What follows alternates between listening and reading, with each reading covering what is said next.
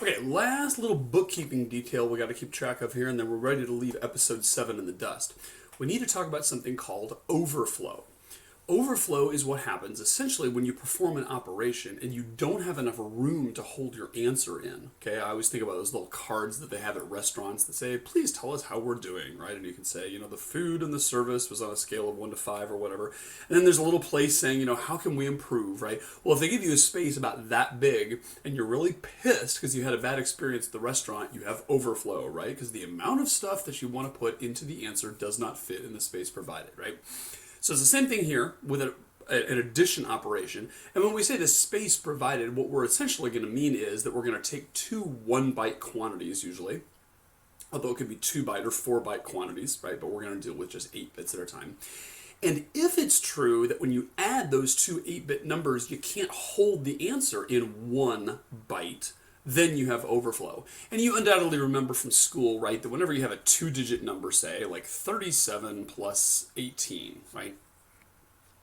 And you add those together, you're going to normally get a 2-digit answer. 8 plus 7 is 15. Okay, 1, 3 plus 1 is 5, right? So you get 55 there. Occasionally, though, you can get a 3-digit answer. If you have 37 plus 88, then that's going to overflow. 8 plus 7 is 15 plus 1, 8, and blah, blah, blah is 12. And that right there is overflow, right? Because I added two 2-digit numbers and I got a 3-digit number. Now, of course, it's all between friends here, and so we'll be happy to let you have another digit if you need it. But when we talk about overflow, we mean that the number of digits of the answer is greater than the number of digits in the individual ones. And by the way, you may have noticed this. I remember the day that I discovered this fact and thought I was real smart or whatever, right? That if you have two 2-digit numbers, 37 plus 89 or whatever, right? And you add those, you're always either going to get a 2-digit answer or you're going to get a 3-digit answer where that guy is a 1.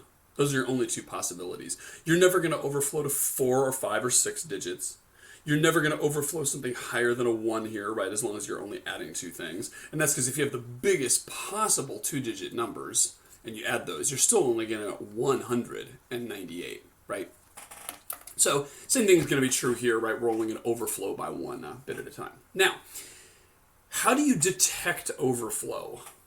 That may seem easy because we just saw if you have more bits than you started with, then you have overflow. Well, it's not that easy for two's complement, right? So let's do unsigned and then we'll do two's complement. Unsigned is exactly that. If you end up having a 1 coming out of the last place, if you carry out into the 9th digit, or however many digits you're allowed to hold, that many plus 1th digit, then that is considered overflow, right? So if we have an example, let's do 4-digit numbers just to kind of keep it easy. 1011 plus 0011. Let's see if we get overflow here. 1 plus 1 is 0, carry the 1. 1 plus 1 plus 1 is 1, carry the 1. We know how to do this now. 1 plus 0 is 1, and 1 plus 0 is 1. So we end up getting that number right there. And by the way, let's just sanity check it, right? That thing should be 8 plus 2 plus 1, because that's 1 in the 8's place, 1 in the 2's place, 1 in the 1's place, which is going to be 11 base 10. This here, right here, is going to be a 2 plus a 1, which is going to be 3 base 10. So hopefully if everything works out and the stars are aligned all right, I should get 14 base 10. And do we in fact get that? That is going to be 8 plus 4 plus 2, which is, yea, verily 14 base 10. All right, so our addition worked. But the big point here is that we were able to contain the answer in 4 digits. If, on the other hand, we had said, what's 1011 plus 1100, then we'd say 1 plus 0 is 1, 1 plus 0 is 1, 0 plus 1 is 1, 1 plus 1 is 0, carry the 1. And that 1 here, that by the way is called the carry out. Kind of sounds like a fast food restaurant or something like that, right? That is the carry out of the last place. And by the way, it's called a carry in if we have a carry into a place, right? So if I had 1111 and 1011, then 1 plus 1 is 0, carry the 1. 1 plus 1 plus 1 is 1, carry the 1. 1 plus 1 is 0. Carry the 1, that right there is the carry in to the last digit. And then 1 plus 1 plus 1 gives us 1, carry the 1 there. That right there is the carry out. Now, that's not going to be very important for unsigned numbers, but that's going to be crucial when we talk about two's complement, okay? But for unsigned numbers, it's very easy to detect overflow because you end up having a carry out. And if the carry out is a 1 here, that means we overflowed into 5 digits instead of just 4, or in general 9 digits instead of 8 or whatever. And so that's what indicates overflow. And again, we can tell that we have overflow because this answer is bogus. This thing right here, if you work it out, that's the number 15. This thing right here, if you work it out, that's 8 plus 2 plus 1 is 11, right? These are base 10 numbers. And so when we add them, we ought to get 26, right? That's what we would expect if our math worked. But if I just take these digits right there, that is actually the number 10, base 10. Which is obviously bogus, right? 15 plus 11 does not equal 10 in any universe. And therefore, that's what overflow really means. It means the answer is wrong. Now, what we're going to talk about is ways to detect it. And for unsigned, the rule is very easy. If you carry out into the next highest bit, then you have overflow, right? And I'm going to give you guys a rule for how to do that for two's complement. But I want you to see that really what overflow means is the answer is wrong. And we'll see that with two's complement as well, right? Here is the rule for two's complement. It's actually very simple, but it's kind of weird to get your head around. It's not if the carry out is a 1. That's not what indicates overflow. If the carry out is a 1, that's overflow for unsigned numbers. And also for sign magnitude, if you just strip off the sign bit and just add the 2 magnitudes, right, it's the same thing. If the carry out is a 1, it's overflow. But for two's complement, it's not that.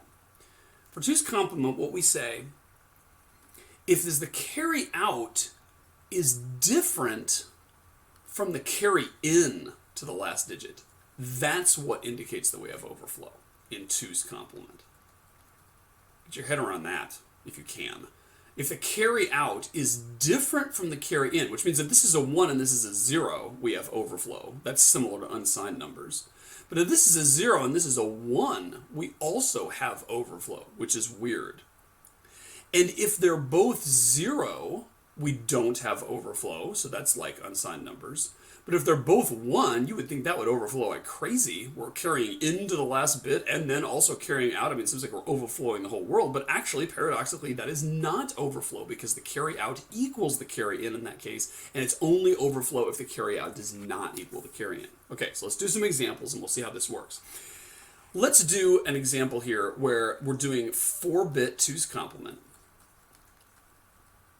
And we know, because we've already figured this out, that the range our answer can hold, right, is -7, or excuse me, I'm sorry, -8 up to +7. That is the range of 4 bits two's complement, right?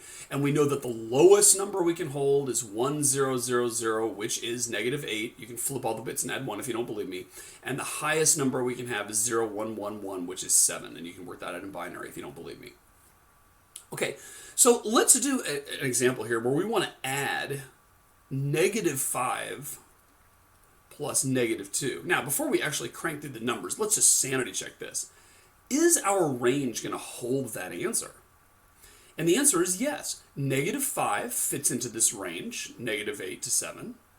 -2 fits in that range. And you and I both know that the answer is going to come out to be -7, because that's what -5 plus -2 is, and we're used to dealing in decimal, so we can eyeball this in decimal. That too is going to fit in that range, because that is between -8 and 7.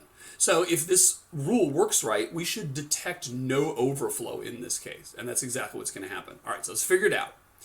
-5, how do we represent that in two's complement? Well, we know it's a negative number, so the leftmost bit is going to be a 1. But what are the other bits? Well, -5 is, let's figure out what that would be, right? We know that it's the inverse or the negative of +5. So let's write down +5. That right there is +5. Now, let's flip all the bits and add 1. Flip all the bits, add 1, we get 1011. And that is -5. Okay, great. So we got 1011. Now, let's do -2. What is -2? Well, we know it's a negative number, so we know we're going to have a 1 there. But we got to figure out all the digits. So let's write down +2. That right there is +2.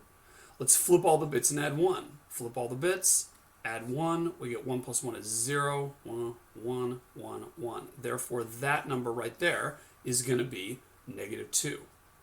So this is what we're doing here, right? 1, 0, 1, 1 plus 1, 1, 1, 0. Okay, let's crank through the math. 1 plus 0 is 1. 1 plus 1 is 0, carry the 1. 1 plus 0 plus 1 is 0, carry the 1. That's our carry in to the last place. It is a 1. And when we take 1 plus 1 plus 1, we get 1, carry the 1. That is the carry out. So the rule is the carry out the same as the carry in? In this case, yes, they are the same, smiley face. Therefore, that is the right answer, which, if you figure out what that is, you will say, okay, what is that number? Well, it is a negative number. Therefore, to figure out the magnitude, we better flip all the bits and add 1. So let's do that. Flip all the bits, add 1, and we get 0, 1, 1, 1. Now, what is that? That is positive 7. Therefore, this must be negative 7. And yay, that aligns with what we know the right answer is, so this all works. Okay? So we do the addition. We check whether or not the carry in was equal to the carry out. They must both be 1s or both be 0s. If that's the case, we're golden. We just figure out what the answer is and we know we got the right answer. If they're not the same, if the carry in and the carry out are different, we cry foul and say, whoa, can't even perform this operation. We're going to get something out of range. Okay, so let's see an example where that happens. Let's say we wanted to add negative 5 plus negative 5. Now, just between you and me and the four walls, is that going to fit in our range? No, because that answer is negative 10, and we know that our range for 4-bit 2's complement is negative 8 to 7.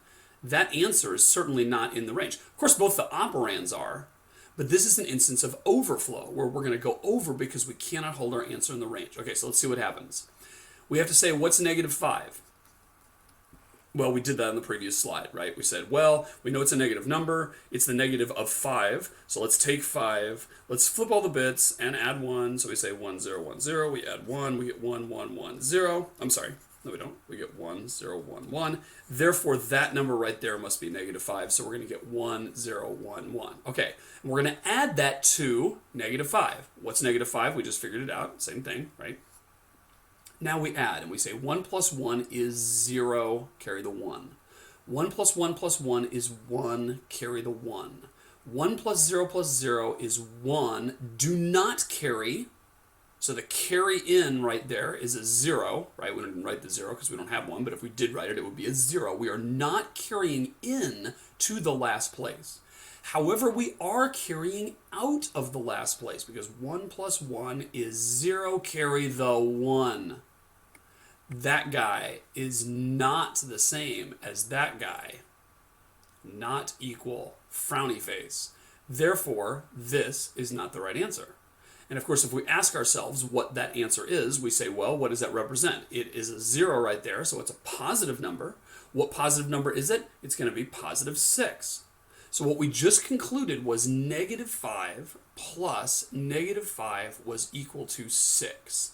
That is obviously borked, and therefore that is not a legit answer. And what we should do is throw up our hands in despair, and that is exactly what we're doing with our rule here. The rule says since the carry out and the carry in were not the same, that implies that this was not a legit operation.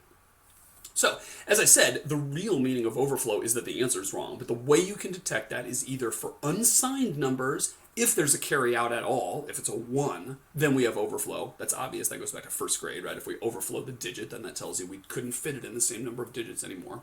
But then for 2's complement, we have this nutty rule where we say, is the carry in equal to the carry out, yay or nay? And that's what tells us the answer.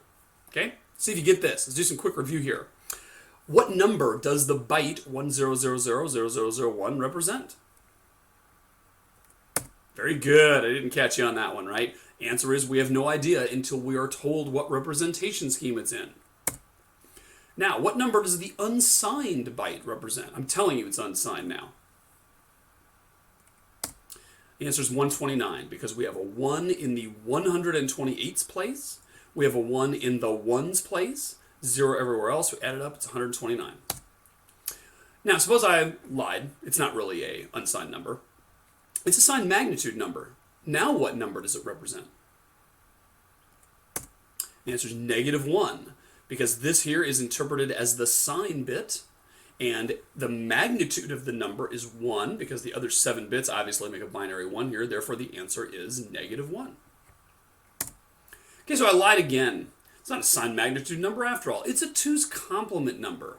What value is this 2's complement number? Again, that's the hardest one. The answer is -127. Did you get it? Here's how to do it. We flip all the bits and add 1. So this thing right here is 100001. Flip all the bits, we get 011111110. Add the 1, and we get this thing here. Now again, that is not our answer.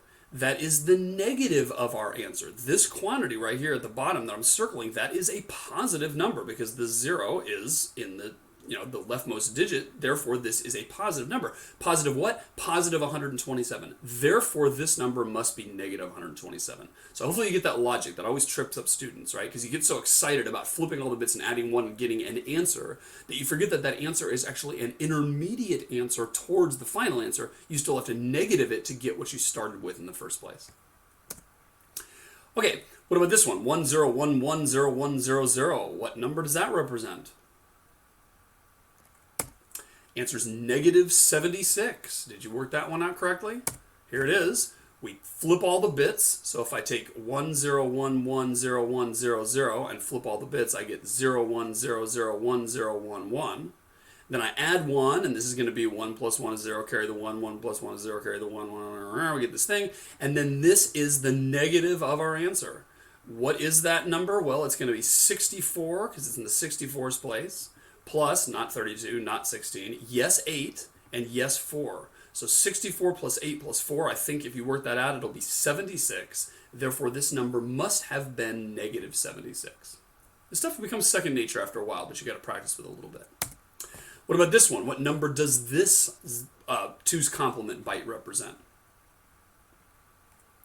That one's easier, right? Because it's not negative. So therefore we just say, okay, forget all this weird flip all the bits and add 1 stuff. We're just going to say take the magnitude.